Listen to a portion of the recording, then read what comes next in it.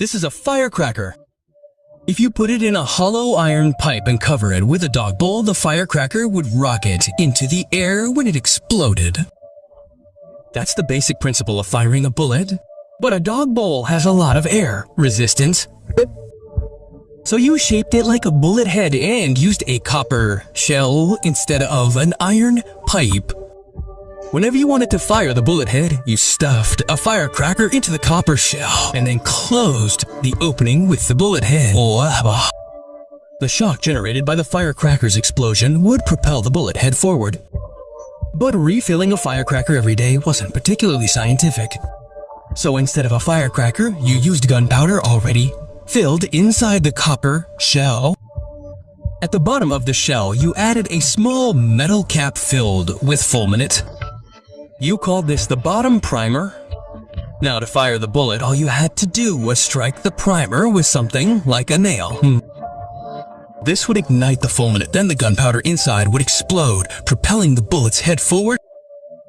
But during flight, the bullet would repeatedly spin and reverse, destabilizing its trajectory and reducing its range.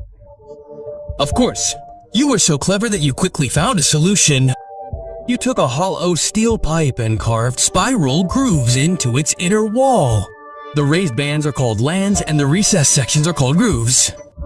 Together they form the rifling. Now witness the miracle. You insert the bullet into the pipe, it strikes the primer.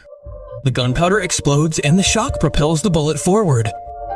As it passes through these spiral grooves, the raised lines give it a sharp twist and the bullet moves steadily forward. Reloading the bullet repeatedly was cumbersome. So you added a magazine-like space to the bottom of the shell. A spring was attached to its base. As the previous bullet was fired, the spring would push the next bullet upward. Then, you replaced the nail with a firing pin, and behind it, you added a hammer and spring. Pulling back the hammer compresses a spring, storing energy. To release this energy, you designed a clever trigger. The spring is released as soon as the trigger is pulled. The hammer strikes the firing pin. The pin ignites the primer. The gunpowder explodes and the bullet travels forward, guided by the rifling. And so you invented the pistol. This video is for educational purposes only.